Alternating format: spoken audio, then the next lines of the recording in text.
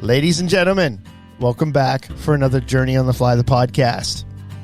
To get some typical things kind of out of the way, in a good sense, I'd like to just remind everybody listening, if you're new or old, that we are a fully licensed and insured fly fishing instructional guide service on many streams in Pennsylvania.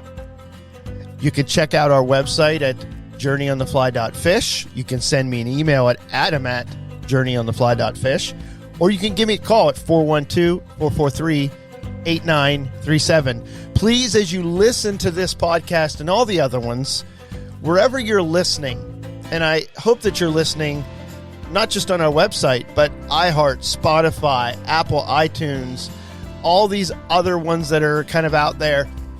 If you're listening to something not on my website, I would ask you to leave us a review because it helps other people find that content. If you find it valuable, we also ask you that you would share it with other people. And today, I got a very special guest, as all of them are. And I mean that genuinely every time I say that. There's nobody who has more experience or less experience that I have on this that is maybe quintessential to fly fishing, or is just happens to be a fly fisher, and maybe they're an archaeologist, or maybe they're an author that doesn't necessarily talk or write about fly fishing, but the point is, fly fishing has impacted their life. And that says a lot about the world around us, and that's why we have these discussions, to get us thinking beyond just the fly, beyond just the fish or the cast, but also about the fly, the fish, and the cast, right? This week, my very special guest is no other than the Mr. Beasly, who is the director of the Virginia Fly Fishing Festival. He also is launching, or has launched, I believe, the Texas Fly Fishing and Brew Festival. Although I'm a lightweight when it comes to my brew, that sounds like a cool event to be at. He is an investigative conservation writer. He has written 3 books. We will talk briefly about those in this, but we're going to have him back to talk about his last book that I think is really important. That'll be a few months down the road. But I think you're going to enjoy and grow from Beau's knowledge and his wisdom, and we'll get some cool fishing stories along the way. Stick with us. Let's get at this.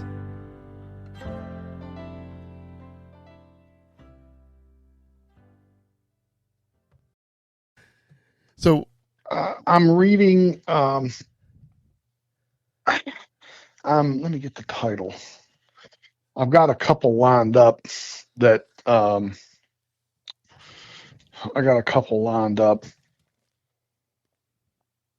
that haven't arrived yet, but I'm reading a book right now called Journey to Reality. Interesting. Sacramento Life in a Secular Age by Zachary Porcu. And it's, very interesting and has given me some real food for thought about stuff that I had not ever considered before. So, well, I guess that's why we read those types of books, is to kind of stretch all that. Absolutely. And the reason that question, it's not just to break ice, and I think it reveals a lot about people, but I also want other folks listening to be encouraged, because I know people that just tell me they can't read, and I mean, maybe that's just being lazy. It is. It 100% is. I mean, I was going through my books yesterday to get kind of condense some things, sell some stuff off, things that were books from college that I will literally never pick up again. And there's probably even 30 renditions. And I came across a book by an evangelist by the name of Smith Wigglesworth. He's pretty famous, and it's all his kind of collections of his writings. And he leaned pretty hard on the charismatic side, but he has an interesting story that I think I kind of want to throw in here about reading.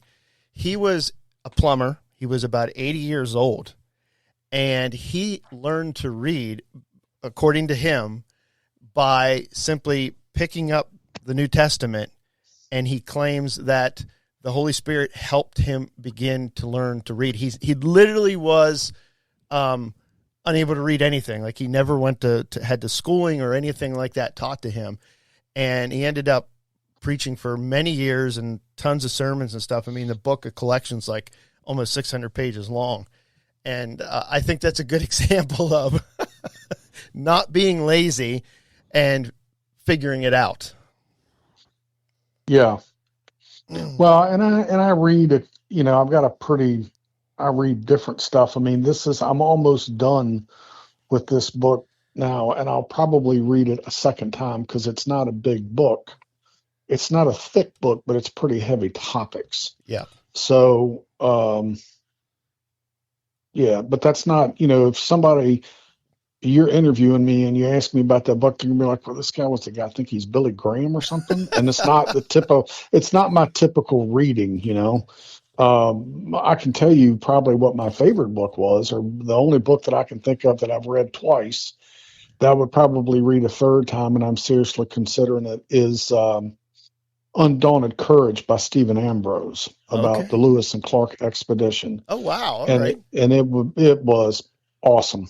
Absolutely awesome book, and really gives you some insight into what it was like in the pioneer days. And I remember the author, who was a famous history professor, saying that at that time, what Lewis and Clark did was far more dangerous than us sending somebody to the moon. Because once they left, and got past the Mississippi River, there were no large settlements. It was mostly Native Americans, and there were 23 of them, and they had to be completely self-sufficient. And they went all the way to the West Coast and mapped the country, just very broad, right? And they're pretty smart guys. Like they named the Madison River in Montana after President Madison, right? Gallatin was named after the current Secretary of the Treasury, and Thomas Jefferson is the president that sent them out. So this was very young. I mean, I think Jefferson was Jefferson was our second president, right? So it was George Washington, then Thomas Jefferson, then I think it was John Adams. So this was very young into the country. But anyhow, wow. and they only lost one guy. One. Wow. Yeah. Wow. And he died of an appendicitis. They think what was an appendicitis attack about 3 weeks after they left. And they started in Washington, D.C., or at least Lewis and Clark did.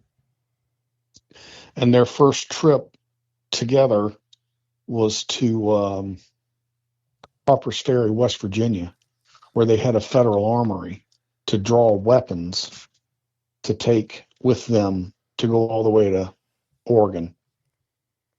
And it's the same federal armory that John Brown tried to lead a revolt over, because John Brown's original goal was to basically, he wanted to start a rebellion and wanted to arm the slaves. So that's why he picked Harper's Ferry, because there was a federal armory there.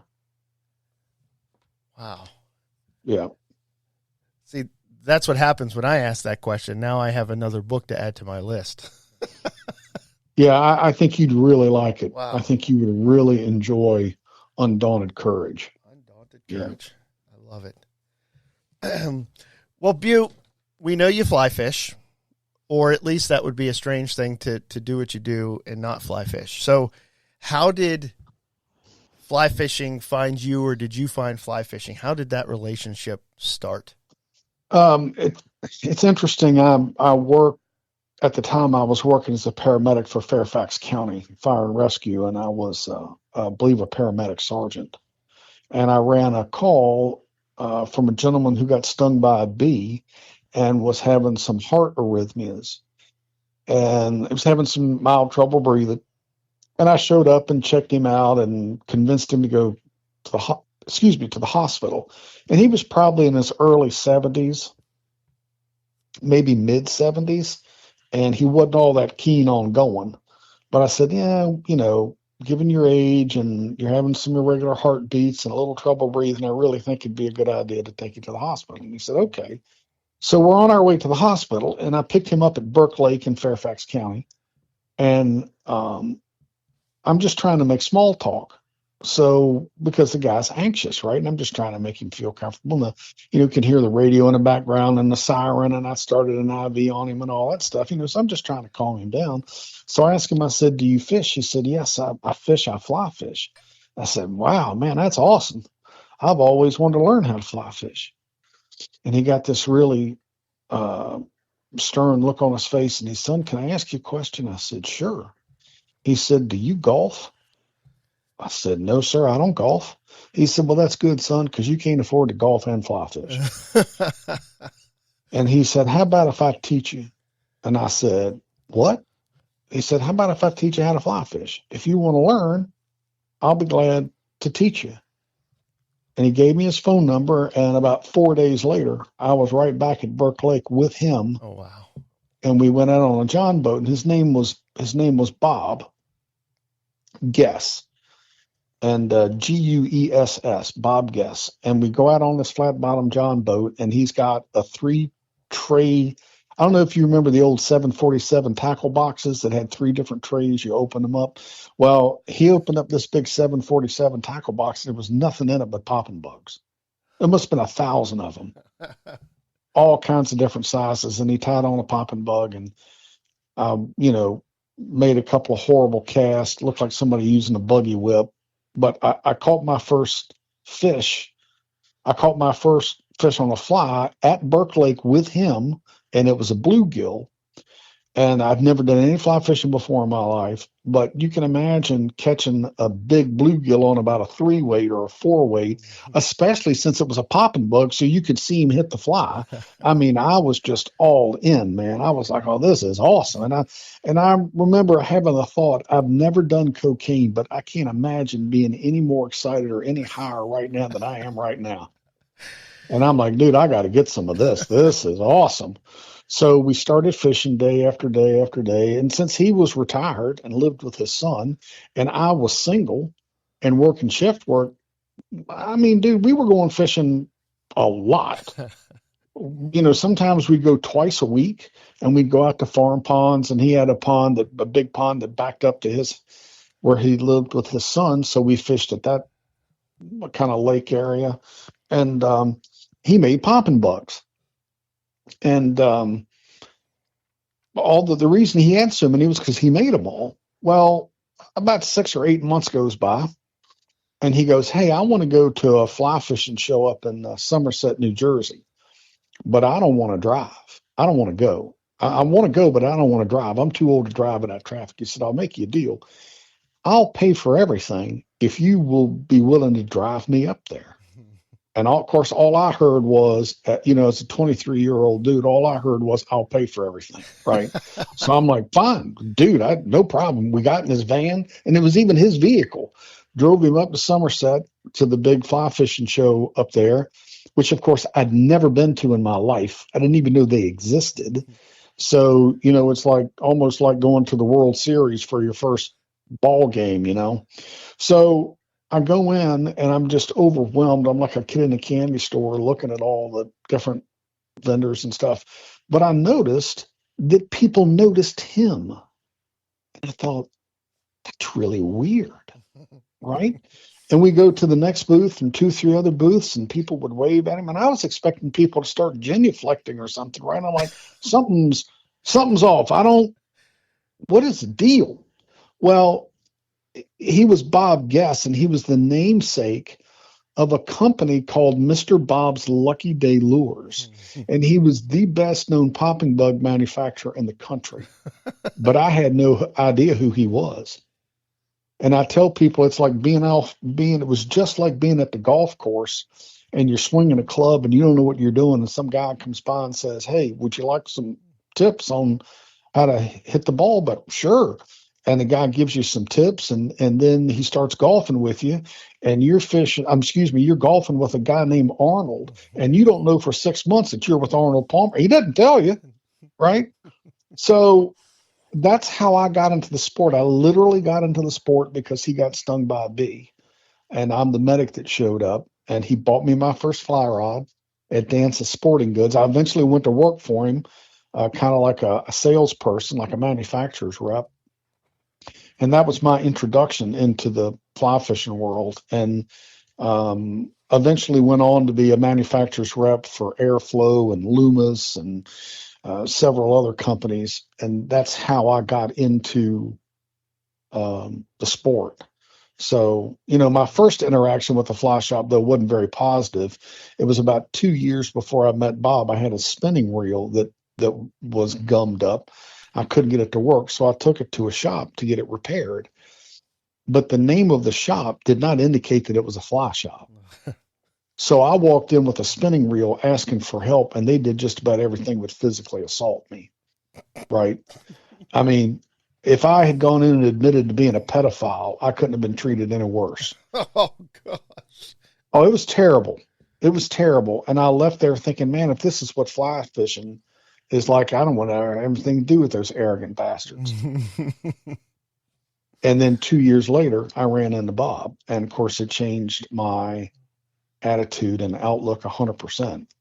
And then, same thing. I'm with Bob, and we were going to events, and I was going around the Mid-Atlantic area selling stuff, his flies and other stuff. And then I had an editor for Virginia Outdoor Weekly, which was a Virginia hunting and fishing newspaper, contacted me and said, "Hey, man, I want you to write an article about these popping bugs." And I said, his name was Jim Brewster. I said, "Jim, I don't know anything about it. I don't, He said, "Well, no, man, just tell me a little bit about Mr. Bob and tell me a little bit about the flies and how you use them." I said, "Okay." So I sent it to him. And about a week later, I get a copy of Virginia Outdoor Weekly, and I see what every outdoor writer wants to see, his name in print. Right? I got to see my name in print, a byline, and I'm like, dude, this is awesome. So, I just wrote a couple articles here and there, and nothing really serious, because I didn't know what I was doing. And then one day, I ran across the editor of Fly Fish America, and he said, "Listen, I'd like you to write about some stuff in Virginia." And I said, "Well, I got to be honest, I'm not a writer. I don't know anything about that." And he said, "Look, here's what you do. You go on a fly fishing trip and you pretend I'm sitting in the seat right beside you, and you just tell me what you're doing." And I'm like, "Well, I can do that." So that's what I did.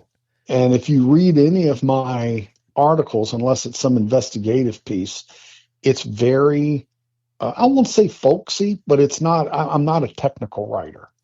I'm very much, here's how I feel, here's why I'm doing this, and this is why I'm interested in this particular topic. Huh. So, one thing led to another, and then the editor of Warm Water Fly Fishing read my articles. And what a lot of people in the average fly angler doesn't know, all the other magazines get the other magazines because they want to read what their competition is doing. So then I had other editors contact me because they liked what I had written for Virginia Wildlife and Fly Fish America. And then I ended up, being an American Angler and Fly Tire. And at one time, I probably had practically at least one major article, one feature article in one fly fishing magazine of the country every quarter of the year, and sometimes more than one, because I really got into it. And that's how I got into it. There was nothing planned. I just fell in love with fly fishing and being outdoors, and then I realized I could write about stuff that I wanted to write about. And that's how I got into it. And like I said, there was no grand plan. It was just the way it worked out, that I had people that took interest in me and were willing to show me, give me some tips on what to do and what not to do. I remember Lefty Cray telling me, he said, "Beau, the most important thing you need to remember as an outdoor writer is not to develop an eye problem. I said, an eye problem? What do you mean? He said, everybody wants to start their article out with, I went and did this, and I went and did that, and I went and did the other thing. He said, you need to make your articles about the other guy, not about you. So you combine, I'm taking you with me on a trip, but not making it about yourself. So it's, there are a lot of good outdoor writers out there right now. And I would say I'm probably middle of the road at best. And my wife, by the grace of God, I married an editor, a professional editor. And that's why I get so much published. It's not because I'm a great writer. It's because I'm married well. And I tell guys, if I'm out at a show and I'm signing books or I'm giving a talk or whatever, and so I come, I read your article in Strung Magazine on the Crazy Mountain Access issue, or I read your stuff in Fly Fisherman on the River Bottom issue in the Delaware River and blah blah blah. And I really liked it. It was awesome. I always tell them the same thing. Well, let me tell you, if you saw the original article in crayon before my wife edited it, you would be nearly as impressed. So, yeah. Well, I love that because, like, one of the things that I heard in that story that is important, well, there's really two things. One, I think the core of fly culture, especially why I seem to be drawn to a lot of the older gentlemen and older women that are in this sport, is because your experience with Mr. Guest there is so, it's very prevalent. Like, you're talking to people and they're not telling you who they are. They're just there to share their wisdom and their experience and to hopefully get one more person in or inspired or better at picking their fly rods up and enjoying the outdoors. And I love that so much about that. But then there's also all those different from Lefty Cray and different folks that you've come across, those, whether they're peripheral mentors or whether they were, long-term mentors in your life, the impact that we can have by just caring enough about people to pass on those little things. I mean, it seems like those are some of the things that have made you the person that you are today. And just our short conversation yesterday and so far today, I'm really grateful for our connection. Although it wasn't as accidentally seeming as some of the things you just described, I really appreciate the fact that we've connected so far. Well, it's interesting. Again, going back to Lefty, he told me when I contacted him about being at one of my events, he said, Beau, you need to remember there are only two kinds of people in fly fishing. There are only two. And those are the people that show their knowledge and the people that share their knowledge. And you need to make sure that you're in the latter and avoid the former like the plague. And that's probably one of the best quotes I've ever heard. And so all I try to do is share whatever knowledge that I have, limited as it might be, because I could write 12 books about what I don't know about fly fishing. I still have so much to learn. And I think that's what's interesting about the sport is that there's so many different aspects. Like, I'll give you an example. I don't tie flies at all. I don't have any desire to tie flies. I just don't. And I know other guys that's what they live and breathe. I mean, they're their own subculture. And then you get guys that are rod builders, and they're really, really into building rods. And that's not something that really, I can appreciate it. I like watching it. I wouldn't mind writing about the process. But I know guys that just eat and breathe fly rods and how they're made and why they have the flex they do and why they have the tips they do and why, it's made this kind of way.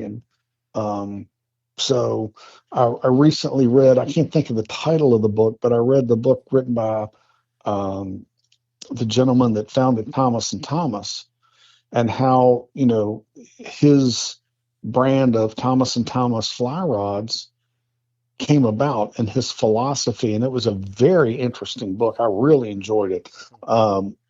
So it all goes down to, I think people that get involved in fly fishing are, as a general rule, are pretty passionate about it. And I just like being around other people that want to share their knowledge and have a good time. I love it. I appreciate that. Well, you're a busy man, especially with your writing and your involvement in the fly fishing world. It seems to encompass a lot of roles. How do you balance the writing and the family and life and leadership? Because you're the director, the creator, if you will, of at least at the core level of the Virginia Fly Fishing Festival. How in the world do you balance all that? Because that's something, whether anybody listening can benefit from it, I know I can. Well, it's just like anything else. I mean, if I said, yes, I'm the director of the Virginia Fly Fishing and Wine Festival, which is one of the largest fly fishing events in the country. And yes, I give talks and write nationally and have written 3 books about fly fishing. Not really 3 books about fly fishing, 2 guidebooks, Fly Fishing Virginia and then Fly Fishing the Mid-Atlantic. And then my latest book, Healing Waters, Veteran Stories of Recovery in Their Own Words. It didn't happen overnight. It's kind of like what Steve Jobs said. He said, I woke up one day and realized that it only took me 20 years to become an overnight success. So it's, the guidebook, my very first book, Fly Fishing Virginia, I was still working full time for Fairfax County Fire Department. And I had gotten to the point now where I didn't feel like I had to go fly fishing with Bob to catch something. I felt like, I can go on my own. Not that I didn't go with him, but if he had something to do and I didn't, then I'd go out. Well, I wanted to fish Mossy Creek in Virginia, which is a pretty well-known trout stream. And I had a guidebook and I drove nearly 2 hours to get to the river on my day off. Now, we worked 24-hour shifts, so I'd been up quite a bit the night before, but I really wanted to go. So I'd been up most of the night. I drove 2 hours out to Harrisonburg, out to fish Mossy Creek, and with the guidebook in my hand, looking at the map, I could not find a way to access the creek.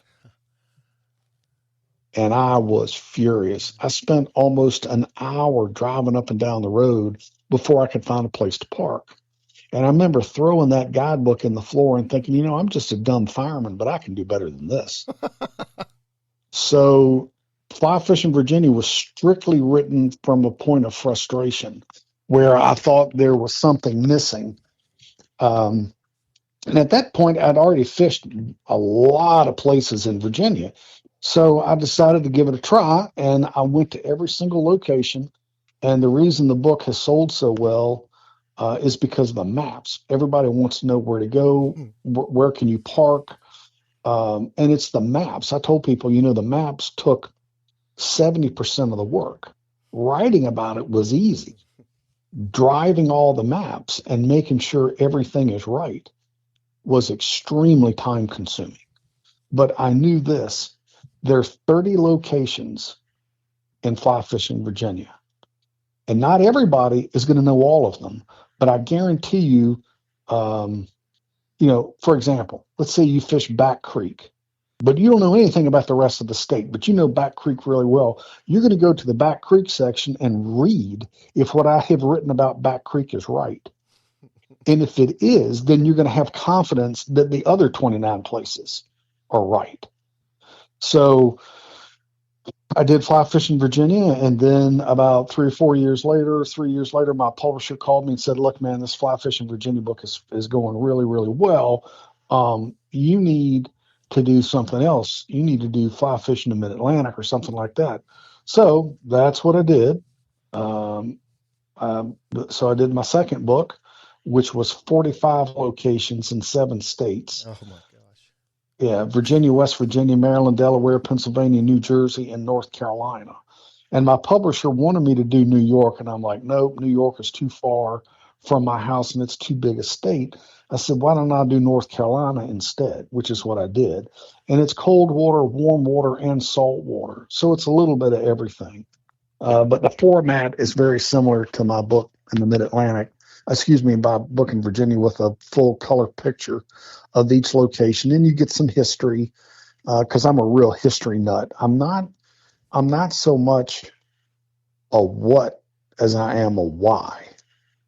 I know, that the Rappahannock River, and I'm off the top of my head, the Rappahannock River, I know what it is. Well, why is it called the Rappahannock? Well, it's called the Rappahannock. Rappahannock is an Algonquian Indian word that means rapidly rising water. Well, the Rappahannock is a tidal river. That's why it's called that. So, and I remember one time going out very distinctly shad fishing, and I walked out on the rocks out to the part of the river where I wanted to go. And I'm like, this is great. This is a great place. And I started catching fish and I'm hammering them. And then the sun's going down and I'm like, you know what? It's time for me to go home. I looked and all those rocks that I'd walked out on, they were all gone. Oh, wow. Because the river had come up so much. But I hadn't been paying attention because I'd been fishing so hard. Yeah, that was a lot of fun trying to get back across. Right. So I never made that mistake again, because it's a tidal river and it changes every 6 to 12 hours. The river can come up significantly. So I'm very much into history and trying to provide some history about a particular area that I'm fishing, because I just think it makes for better reading. I joke that fly fishing magazines are like Harlequin romance novels for men. If you change the names of the guides and the rivers, the stories are the same. Right? You just change the names of the guides, you change the names of the river, and you change the species of the fish. It's the same thing. So I just feel like people want to know something more than go here, use this fly, quarter down and do a men cast and you're good to go. I think most people want to know a little bit more than that. So I try to give people background and a historical knowledge on where they're fishing. And I tend to find out that people like that a lot, actually. So, and probably one of the coolest things is when people come up to me and go, you know what, man, I've fished the Rappahannock River my whole life. I never knew that Rappahannock was Algonquian Indian. I never knew that, or I never knew that it was based on the fact that it was a tidal river. And so, interestingly, after John Wilkes Booth shot President Lincoln, one of his goals was to get to the southern end of the state, and it was very, very hard for him to get across the Rappahannock without being noticed. Yeah. So, and as a side note, the doctor who treated him was named Mudd, who treated John Wilkes Booth. And the community was so outraged that this doctor named Dr. Mudd got blackballed, and people quit going to him because they were angry that he had treated this assassin. Of course, at the time, Dr. Mudd didn't know who the guy was. He just knew he'd been shot. Right. Well, had a broken leg, not he'd been shot, because John Wilkes Booth broke his leg when he jumped off the balcony after shooting President Lincoln. Well, they blackballed him so much that he had to move, and that's where the term "your name is Mudd" comes from. Oh, wow. Yeah. That's fascinating. That's where that comes from. So that's the kind of stuff that I try to put into my articles or research that I do to just provide some context. And man, as you're thinking and describing some of those things, I realize, I wish I've always had this love-hate relationship with history, because I have this weird idea that I have to know dates, and that has kept me from looking at history more in depth. But I realize that, as I get older, those aren't that important. It's more the context and the events and characters. But how that historical story integrates you into where you're at. I don't own any of those two books, but I can tell you that they are in my Amazon wish list, because I've been to Virginia to fish out of necessity.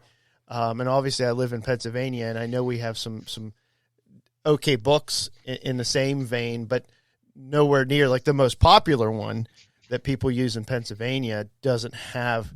It has kind of an introduction section to each region, but then it kind of dwindles out from there, and it's really just turning directions, which I appreciate. I mean, I've used that book extensively, but it's being like realizing like my favorite river in the state, that when the railroad crosses over the bridges there, how far back and how hard the work was, that when people hand-hewn stone and got it up into those arches to hold those things up is, right.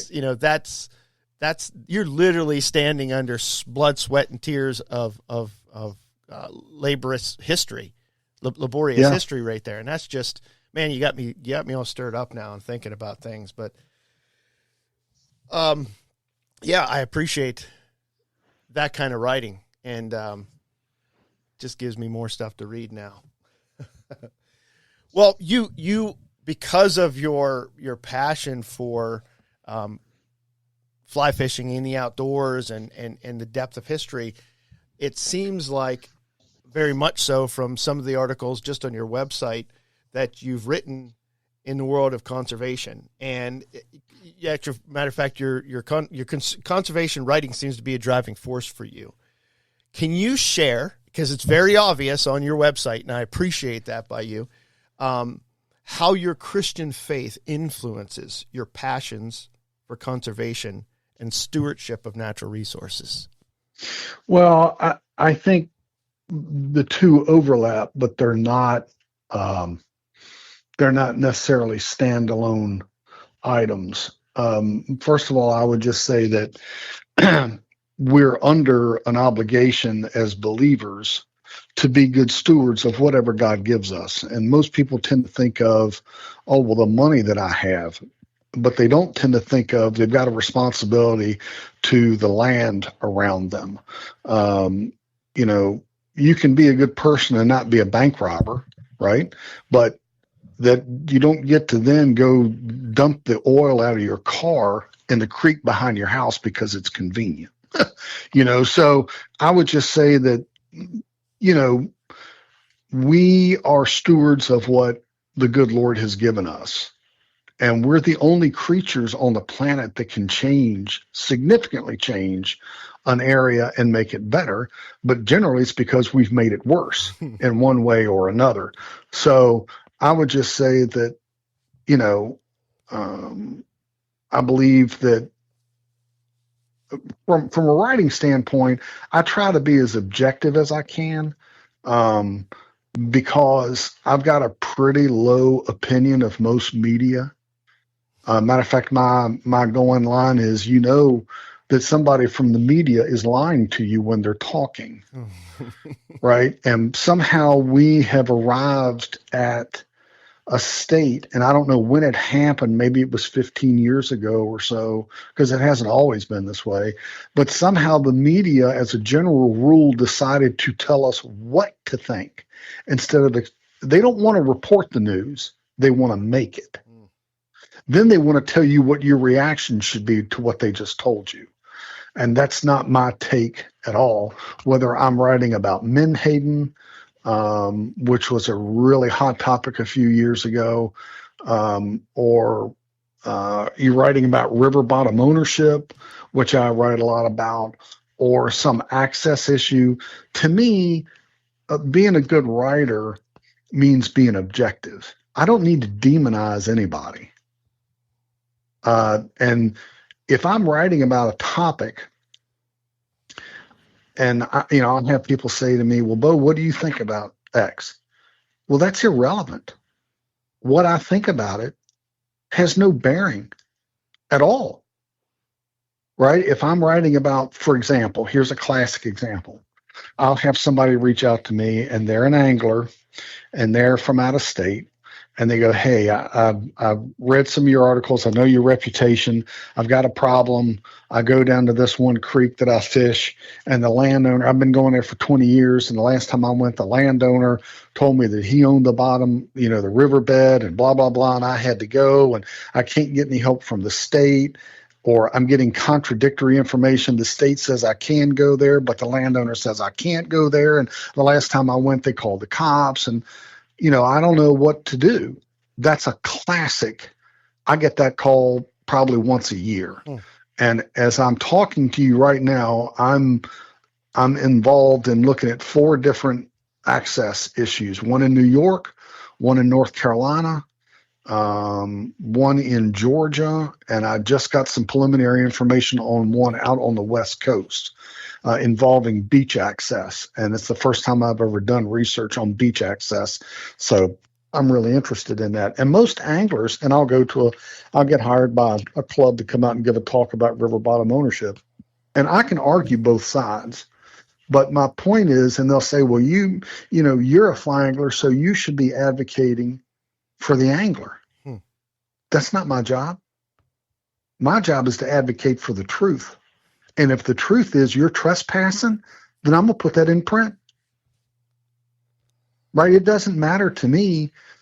I feel like my job as an investigative outdoor writer is to provide you with the information so you can make a determination on your own. And sometimes people strongly believe things that aren't true.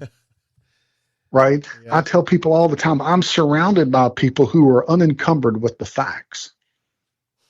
But my job, I feel like, in order to have credibility, is to give both sides of the story. And sometimes there's more than 2 sides. My father-in-law was an expert in the Middle East.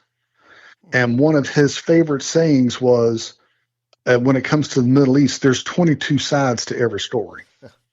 Right? Not 2 sides, 22 sides to the story. Well, if I am writing about, like I've got had an issue in Tennessee on the South Holston, well, I need to deal with the landowner. I need to deal with the guide. I need to deal with the Army Corps of Engineers. I need to deal with the sheriff's office. I need to deal with the game department. So there are 5 different entities that I have to deal with and try to run down information, because often it's not who's in charge, but who's in charge of what. Like, here's a strange fact. In Virginia, all land underwater is managed by the Virginia Marine Resources Commission. Okay. Does that make any sense to you, that the guy who are in charge of shrimp and oysters and striped bass? Now, that's the way the state code is written. But what they do is, if it's below a certain fall line, they cede their responsibility back to the game department, Virginia Department of Game and Inland Fisheries. So, and I deal with a lot of, not an insignificant amount of law enforcement people. Most of the time it's very, very positive. Kind of one of the coolest things that ever happened to me. I was writing about an excess issue, and I needed to get some information or to get some feedback from the Commonwealth's attorney. Now, what most people don't know is, in rural areas, well, urban areas too, but in an urban area, if you get arrested by the sheriff's department and they take you in, that's only half of the law enforcement branch. They're the people that do the arresting. The people that do the convicting and go to court are the Commonwealth's attorneys. If you ever sit up and watch Law and Justice, you'll see that, where there's the detectives and then there's the prosecutor's office, right? So I called one day to speak to the Commonwealth's attorney, which would be the prosecutor for this particular county. And it was in Tennessee. And we were talking, and I said, this is what I found out, this, and this. Can you tell me this, and the other thing? And I got the information that I needed, and it was great. It was wonderful. And he goes, well, look, Beau, I'd really like to talk more, but I've only got a 10-minute break on this murder trial. I've got to go back into court. I said, what? He said, yeah, I'm on break, but I happen to go. My secretary gave me your office. My secretary gave me your message, and I wanted to call you. I said, you took a break during a murder trial to call me back? He said, yeah, man, fly fishing's important. True story. True story.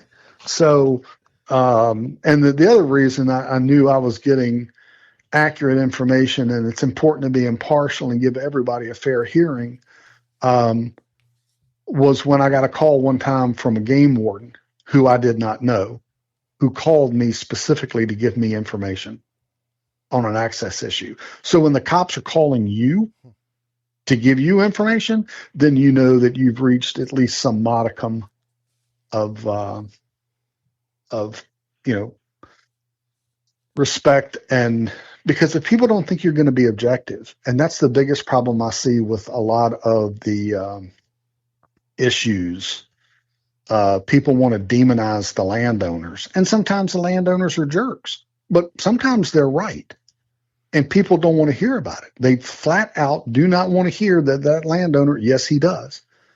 In this particular river, in this particular state, you can own the river bottom. And if you were standing on the bottom of the river, you are in fact trespassing. But it varies from state to state. That's why people can get, confused. But I just try to, and it was the same issue when I was doing research on Menhaden. People wanted me to demonize the commercial anglers, and I simply wouldn't do it. Right? They're out there trying to make a living. Yeah. And then other issues that I had dealt with, like bonefish. I did a big piece on bone. This was a couple of years ago, 4 or 5 years ago. I did a in-depth 2-part series on bone fishing in the Bahamas. And I am proud and pleased to say I did it from Midcurrent.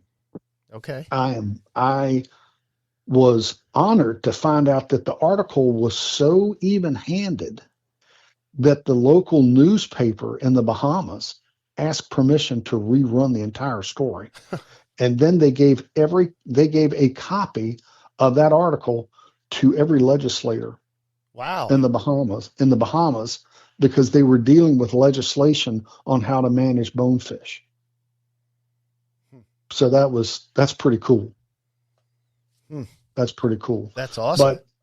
And it's easy to get people riled up and tell them what they want to hear. But I feel like, and I don't have to rely on my income as an outdoor writer. So I have the time to do the investigative work, which can be extremely time consuming and tedious and boring, but it has to be fact driven, or I'm not going to put my name on it. Because if I make a mistake about a landowner, or I make a mistake about what a law enforcement officer said, once it goes into print, you can't recall it. It's like firing a gun. You can't whistle the bullet back. And one of the biggest problems we have with our media today is, apart from their utter dishonesty in some parts, when they get called out for it, the mistake is on page 1. The retraction is 4 days later on page 12. Yeah. And that's why so many people have lost credibility. And I tell people, there are people that have read my stuff about contentious issues and be irate. I mean irate, but they're not irate because I mischaracterized them. They're irate because I was able to demonstrate that their position was not based on fact.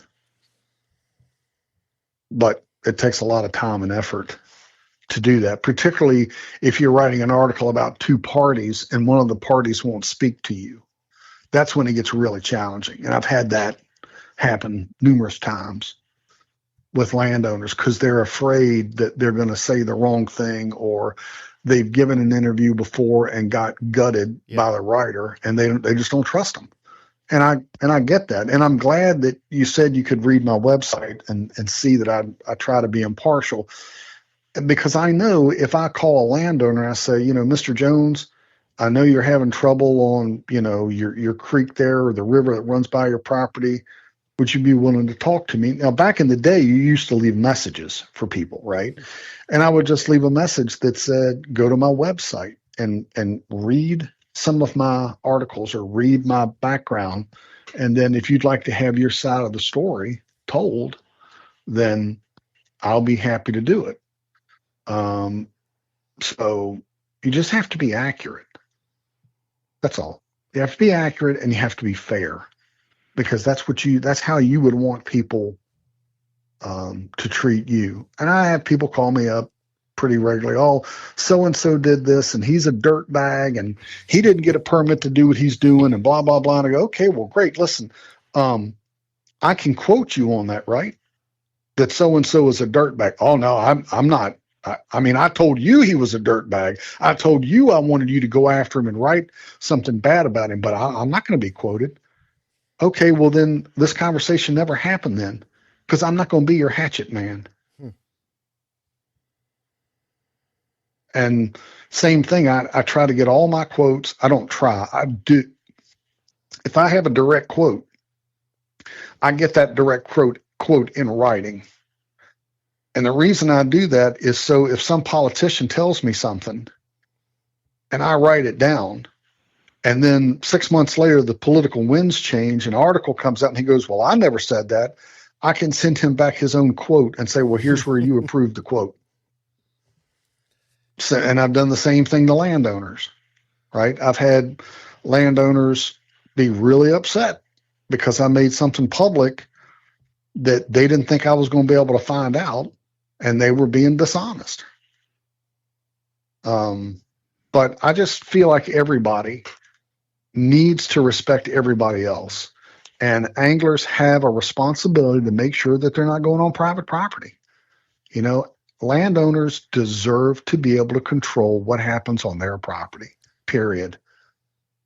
And I firmly believe that. And I think a lot of that's one of the biggest differences, I think, between conservationist and environmentalist. I'm very much a conservationalist, which is you want to preserve the outdoors for people, you know, to keep our natural resources healthy, and so people can enjoy it. So it can be enjoyed for the public. Environmentalist wants to protect people from the outdoors, right? They don't want them using it. They want it to be in some kind of pristine environment, and they're saving the public from going to these wild places because they don't want it, you know. But you can get extremes on either side, and that's what people need to remember. The biggest mistake anybody can make is shutting off their avenues to get information. If they're researching a topic, go read what the other side is writing. Maybe you're going to get some information that you wouldn't have necessarily gotten, you know? And you need to make sure that you're not in some kind of echo chamber. So that's kind of my thought. And to answer your other question, you know, I've been a Christian for a long time, and you would think as many years as I've been a Christian, I'd be better at it than I am. But it's just, people need to try to be consistent. Yep. But here's the difficulty with being a Christian. I can't say for other faiths because I don't practice those. Jesus made some pretty direct statements, and either he's telling the truth or he's lying. And I think he's telling the truth. So there's not a whole lot of wiggle room. I mean, there are all kinds of verses that can be construed different ways. And yes, there are some hard sayings, but, you know, Chuck Colson, I think, said that, you know, the guy who founded Christian Prison Fellowship, he said, you know, it's kind of the Lord, liar, or lunatic. Either he's a liar because he claimed to be God and he wasn't, or he's a lunatic because he thought it was God and he wasn't, or he's the Lord and he did exactly what he said he did. You just have to determine which of the three categories you fall into. But his premise was we can dispense with the idea that Jesus was a very good moral teacher. That's not an option. It is impossible to be a good moral teacher if you're lying about who you are. And man, when I heard that, I'm like, I never thought of it that way before. You know, and the difficult thing I think about our environment today is people think that if you disagree with them, you hate them. Or that if I like you and I'm your friend, that I'm supposed to tell you what you want to hear. Well, let me tell you something. If I'm your friend, You want me to tell you what you need to hear, not what you want to hear. And I've got a circle of friends, not a big circle. I mean, I know hundreds and hundreds and thousands of people just like you do, but I have a handful of people that can come into my life at any time and say, "What are you doing here?" Or what's the deal with this? Or, I got to be honest with you. I don't think you handled yourself well with this situation. And, we all need encouragement, but we also need to have people help hold us accountable. And I think, the biggest thing in the fly fishing community is to try to find somebody who knows a little less than you do so you can help them along. And you need to find somebody that knows a little bit more than you do so you can keep learning. I can tell you right now, I'm surrounded by a whole lot of people that know way more than I do when it comes to fly fishing. Ironically, there are times where I've laughed.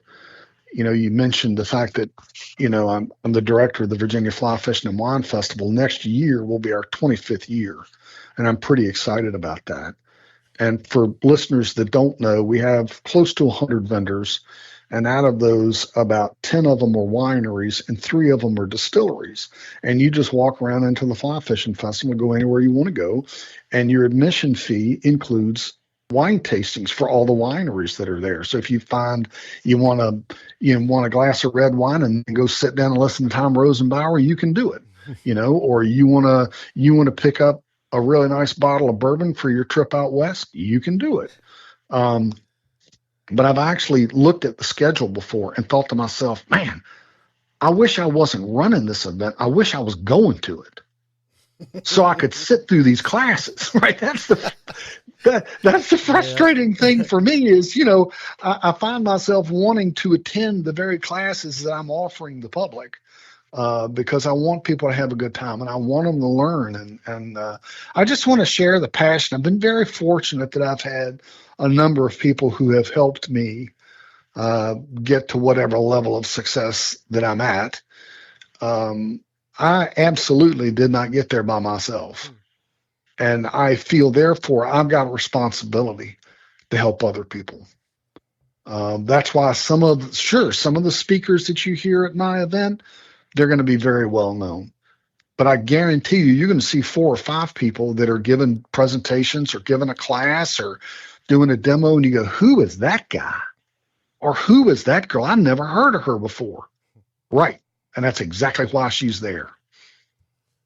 Because she's really good, and you've never heard of her before.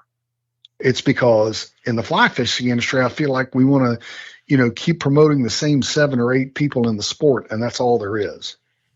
But even those people would tell you that they want to help bring along the next generation of anglers and fly tyers and conservationists.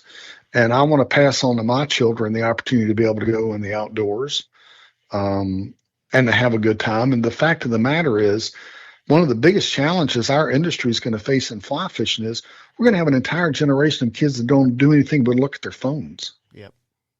Right. I was talking to a guy who is doing some repair work on my home. And he said, Beau, one of my biggest challenges is I've got a grandson who doesn't want to go outside ever. And he said, the other day I went over there and I said, hey, and he said, I took his tablet away from him.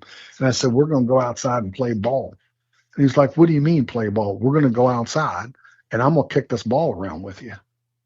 And I feel like, we need to protect the environment, but we also need to be engaging the public. And I think, it's very easy for a certain segment of our industry to demonize people who are in industry or who are in mining or who in the oil, the oil business or rare earth metal business or whatever. It's very easy to make it us, them.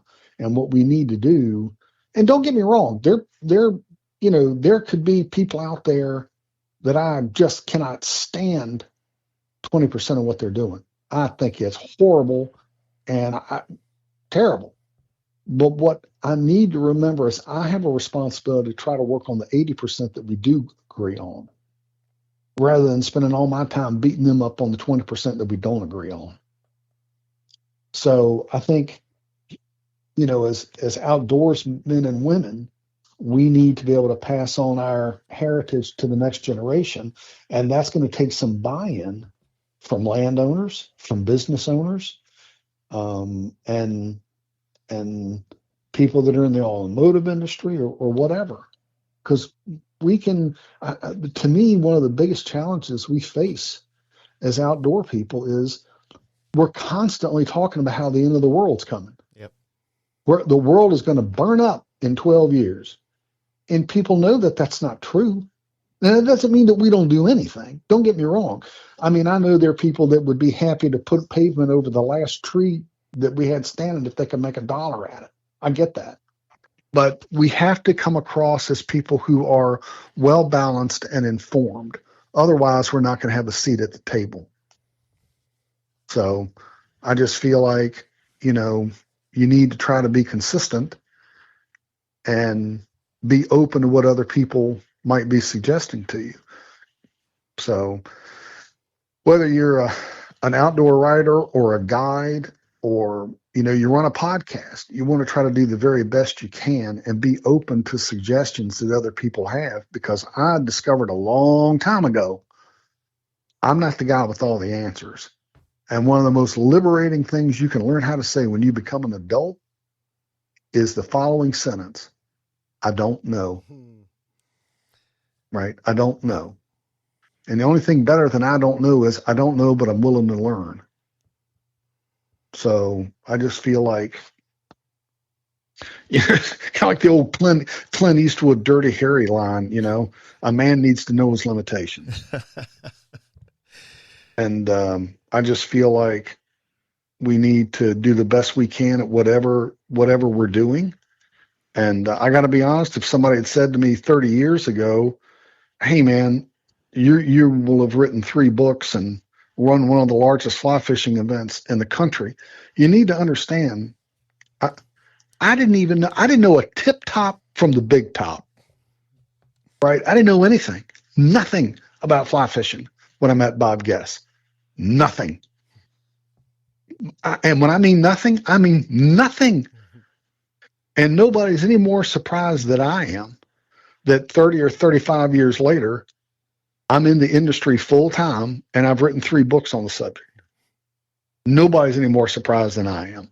And that's nothing but the grace of God and marrying a great editor.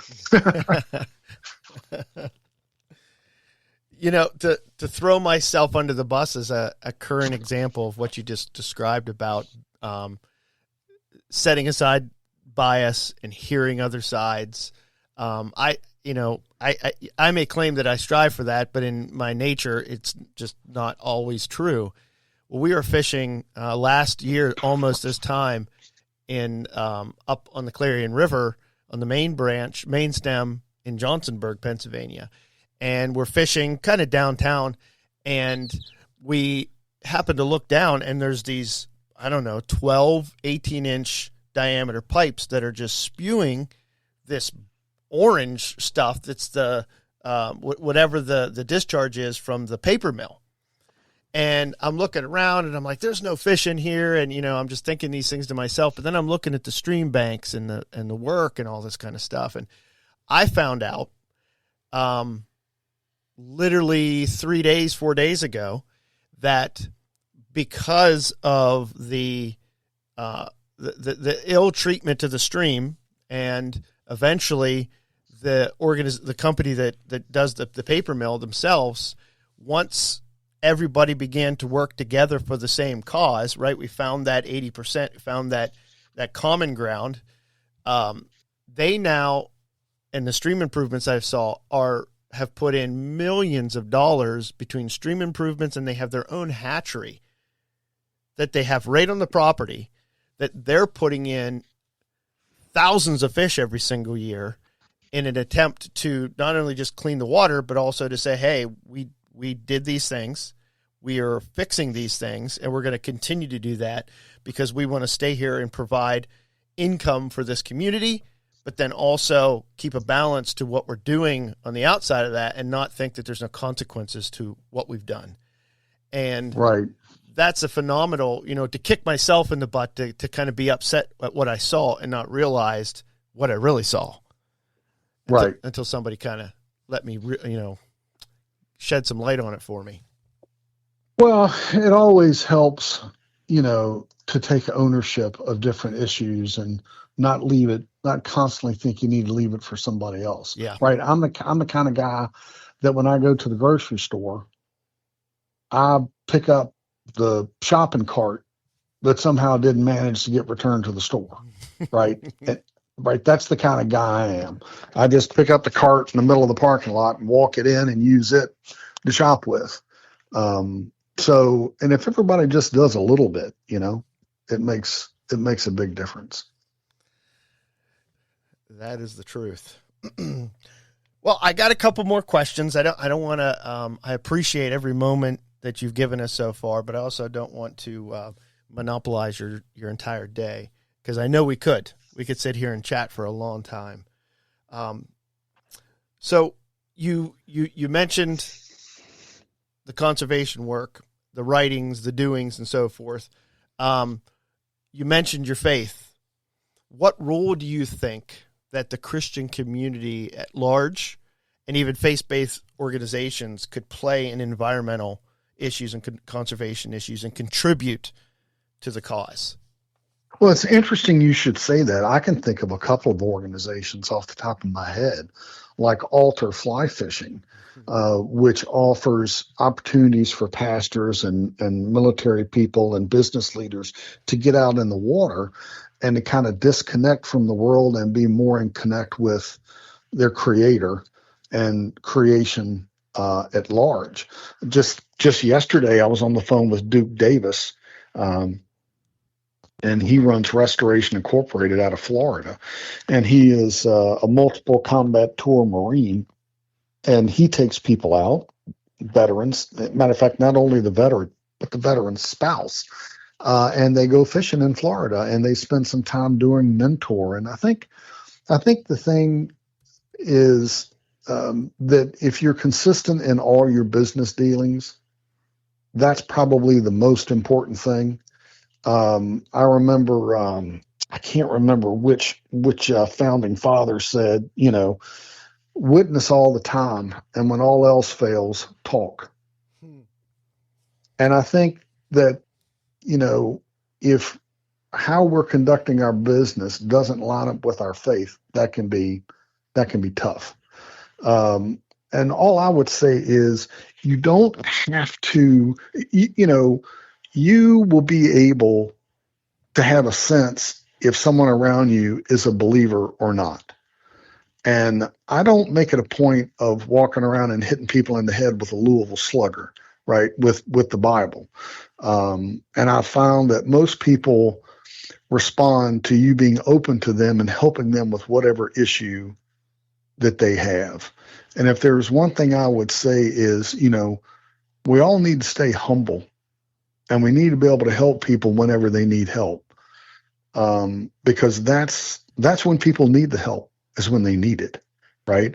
And if you're only around, I tell people, if you want to know who your friends are, I can tell you right now who your friends are. Your true friends are the people that show up to help you move, and people show up for your funeral. That's who your true friends are. Anybody can show up when you're throwing a barbecue and there's free beer. There'll be plenty of people that are willing to saddle up to the table when the only thing they have to contribute is their appetite. Right? And, you need to remember that not everybody's going to have the same outlook that you have. And I think you don't need to water down your faith, but you don't need to be necessarily overt about it either. And it just takes time, right? And people are around you and they notice, hey, man, this guy said grace before dinner, or you do or don't do certain behaviors that might lend them to believe, maybe this guy or this gal's a little different, and I just feel like being consistent is the biggest thing, and not But just being sensitive, being aware of when people are hurting and asking them, "Hey, man, how you doing? You look like you're going through a hard time right now." And my only other advice is don't pretend you got all the answers. Hmm. Right? Sometimes people just need somebody to listen to them. And one of the hardest things I had to struggle with when I was a paramedic, because I was in Fairfax County Fire Department for 30 years, um, I teach a class now called Who Will Rescue the Rescuer? And it's all about mental health and maintenance for police, fire, and EMS. And I'm giving them all over the area. But I tell people there's 3 rules to remember if you're a rescuer. Rule number 1 is you're not God and you don't control the outcome. You can do a really good job and it just doesn't work out, right? You can be there first at the fire and you just couldn't save the person, or you can be a great police officer and make the arrest, but for whatever reason, the Commonwealth's attorney botches the case or whatever, and the bad guy gets off or doesn't get nearly the time that he or she should. Or maybe you're in the military and you grieve over the fact that you went out with your buddy and you came back and he didn't. Well, rule number 1 is you're not God. Right? That's rule number 1. Rule number 2 is you can do a really good job as a rescuer and they die anyhow. Yep. And it was very hard for me as a paramedic to know that I knew how to treat somebody, and you got there in time and you gave them the right drugs and everything went right and they still died. So rule number 1 is you're not God. You don't control everything. Rule number 2 is you can do a good job and they die anyhow. Rule number 3 is if you get confused and you don't know what to do, revert back to rule number 1 and remember you're not God. But we just need to be able to try to do the best that we can. I remember my father telling me at the end of a football game one time, I was so upset because we'd lost, and he asked me, he said, "Do you think you played as good a game as you could have possibly played?" I said, "Yeah." He said, "Well, then you got nothing to be ashamed of. If you did the very best you could do and you still didn't win, that's all anybody can ask." And I would just say, there's all kinds of opportunities for people if they're willing to not be so busy, right? Because we've become human doings instead of human beings. We got this meeting. We got that. We're trying to make money at this. We're trying to make money at that. We're trying to get this article cranked out. We're looking at our phones. We're checking LinkedIn. We're checking Facebook. What did Susie Q say on Instagram? Right? We're so busy, we're not paying attention to what's going on around us. And, one of the first things you learn as a fly angler or any good angler is you go to the river and you just stop. Yep. You just look at the river for a while. Look at what's going on. What's the current like? Is a riverbank really low? Then the water's really low. Do you see rocks? Do you see structure? Do you see fish rising? But very few times do people do that with their life. They just wade right on in. And they're so busy running their lives, they're not looking around to really take in a sense of what's going on with them. And if you're a young guy and you're listening to this podcast, let me tell you, one of the most important things you can do is to appreciate your wife and make time for your kids. I can tell you right now, my children, my daughter's 22, almost 22. My son's almost 21. And I can tell you, neither one of them ever said to me, "Daddy, I sure wish you'd work some more overtime so we could have bought a better car." But they have certainly wished I had been at home because I work so much shift work. So you need to take advantage of the time that you have because you don't know how much time you have. Life is very fragile, and we think that everything is going to go on just like it always has. But sooner or later, there's going to be an end date. And I want to live my life as best I can, that when that end date comes, I don't have to be ashamed of who I am and what I've done. Now, ultimately, it's not based on me or anything that I do, right? I'm going to be like everybody else, saved by the grace of God, and that's it, right? I'm not bringing anything except my sin nature. And trust me, I got a big one. But I think men especially, we build our sense of value around our jobs and how much money we make. But I can tell you as a paramedic, I've never, ever, ever seen someone respond better to CPR because they were rich. I've been to plenty of funerals. I've never seen a funeral behind the hearse with a U-Haul. You're not going to take it with you. You came in this world with nothing. You're going to leave with nothing. And I think it's so easy to get sidetracked today. It's so easy to compare your life to somebody else's. And somehow you don't measure up, right? Because you're seeing this on Instagram and that on Facebook. And look, this influencer. So how many likes did I get from that post? I didn't get enough likes. I need to find something else. Those friends on Facebook, they're at best digital acquaintances. They're not your friends. Your friends are people who tell you what you need to hear, not what you want to hear.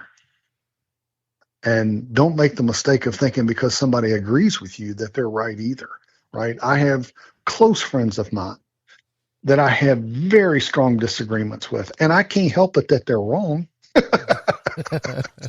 right? I can't help it that they're wrong.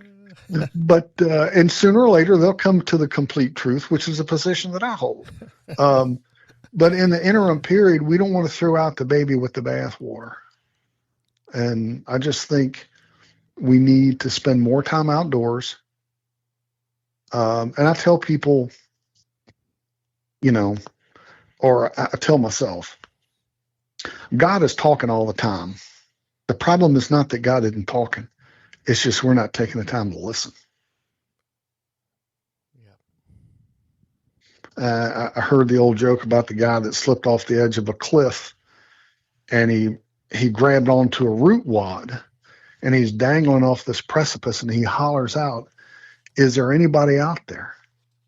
And this voice comes back and says, "Yes, this is God." Oh, wow. Okay, well, save me. Okay, well, let go of the root wad and reach up here and I'll grab you. The guy thought for a minute and then he said, "Is there anybody else up there?" Oftentimes we don't want to hear what's best for us. We want to, is there anybody else out there?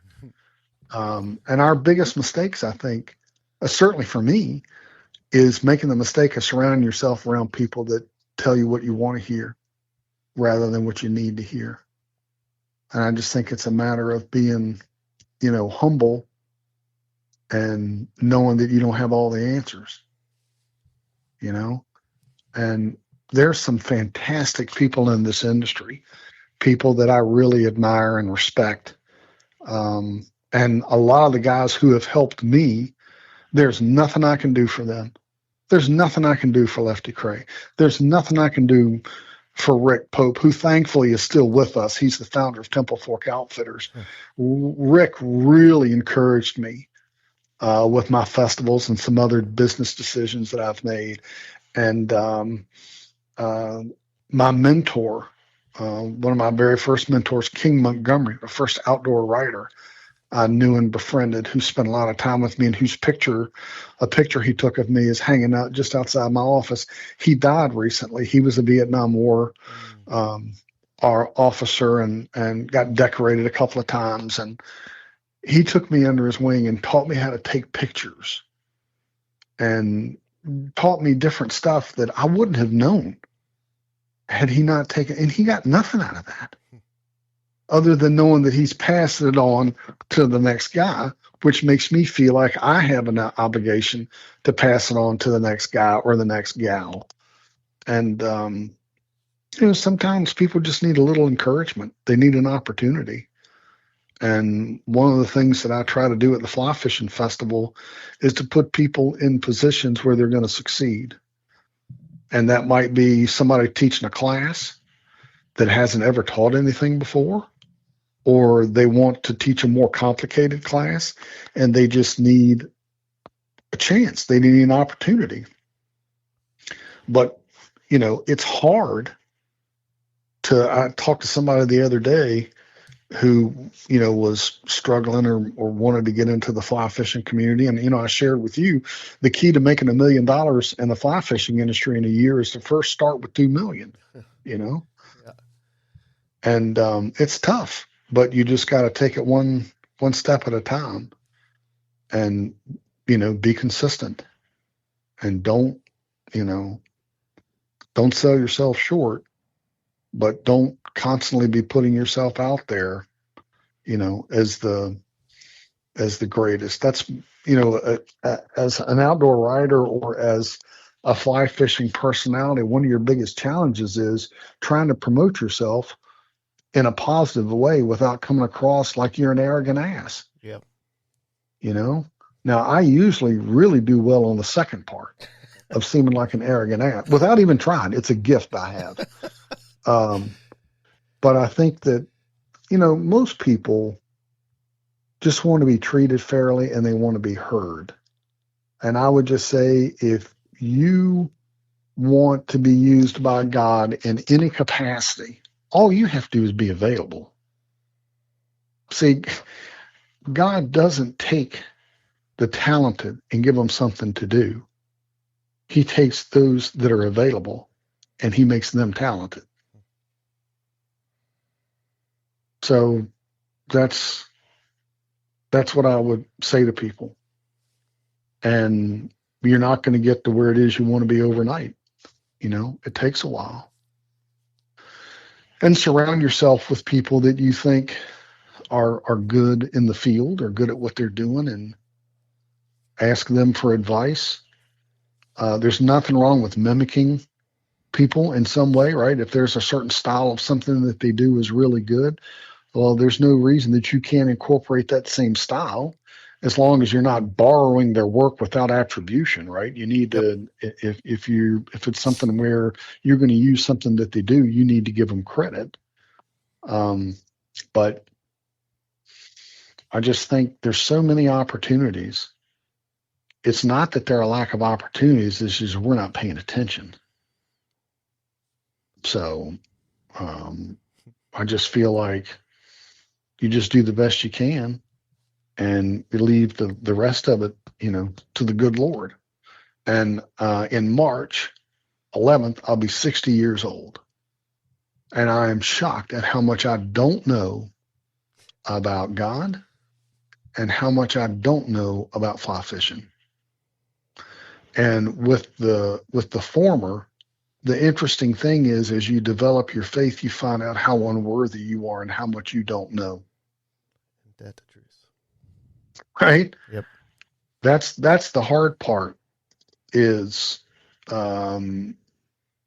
it's interesting. Most people who study the Bible or read the Bible know that, in Greek and Latin, they didn't have exclamation points. So if they wanted to emphasize something, they would repeat it. That's why you heard Jesus on a number of occasions say, truly, truly.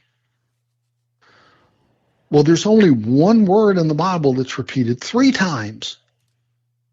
Holy, holy, holy.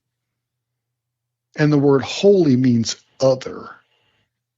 It's the only time a word is repeated 3 times in the Bible. And it's talking about God's nature. Holy, holy, holy. God is so other than we are.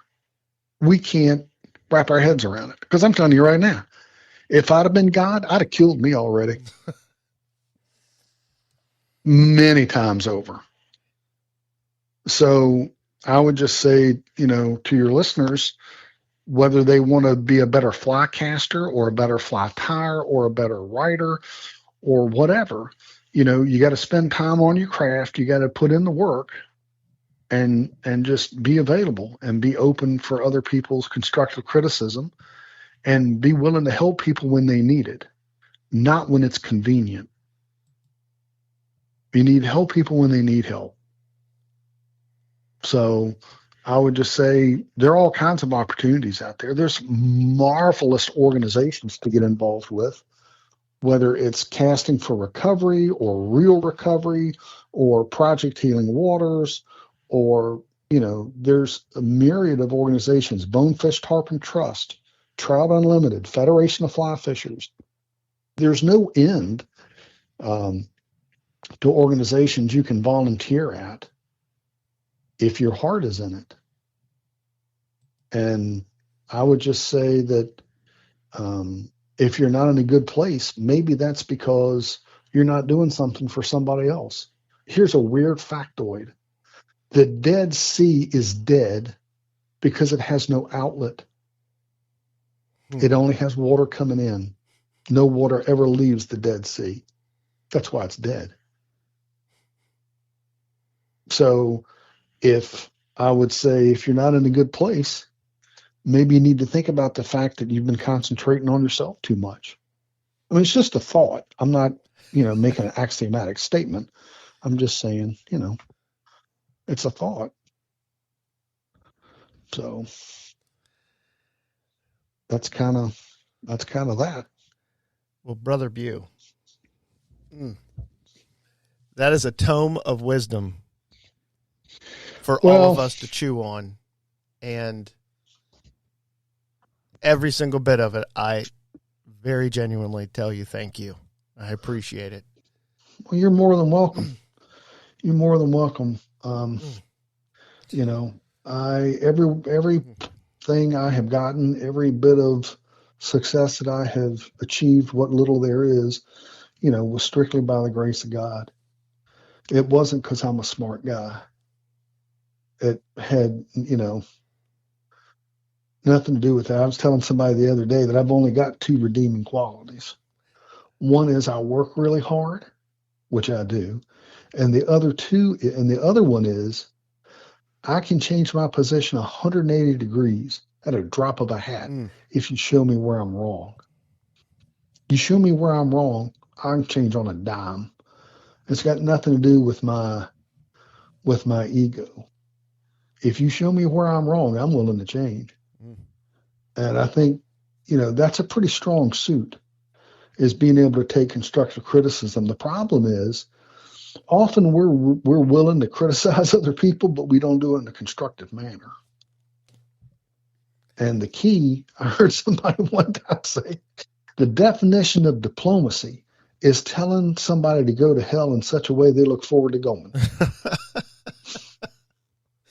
That was isn't that a great description of diplomacy? Oh, that's fantastic. Right. Diplomacy is being able to tell somebody to go to hell in such a way that they look forward to going. And, that's certainly a tongue in cheek given the conversation that we're having now. But I just think there are plenty of opportunities for people to help, because there are no shortage of people hurting. Yeah. There is no shortage of people that are looking for a direction. There's no shortage of people that want to find a port in the storm of life. And my position is Jesus is that port. I mean, he said about himself, I am the way, the truth, and the life. No man comes to the Father but by me. Well, that's an axiomatic statement. When he says he's the only one, either he's the only one, or he's lying, or he's crazy. Yep. And I tend to think he is who he said he was. So now sometimes I'm a pretty miserable example. I certainly fail plenty of times. That makes 2 of us. So I try to take great comfort in the fact that the apostles were with Jesus for 3 years in person, and they still didn't understand some things, right? If I can identify with one person in the Bible, it would probably be Peter, because he's constantly putting his foot in his mouth. He's constantly saying stupid stuff, right? That I can relate to, because I'm pretty good at that. I'm pretty good at putting my foot in my mouth, or, not being diplomatic, not being as understanding as I should. But, I'm learning. I'm still learning. Tell us how we can find information out about the fly fishing show. Learn more about the Virginia Fly Fishing Festival, or about my books, or any of the things that I've written. They can just go to my website, beaubeasly.com. That's spelled Beau, Beasley. And you can just go there and, if you want to order one of my books, you certainly can. Or if you want to read about some of the work that I've done on access or conservation issues, then the site has some of that stuff there. But I want to thank you so much for giving me the opportunity of being on your program. I really enjoyed it.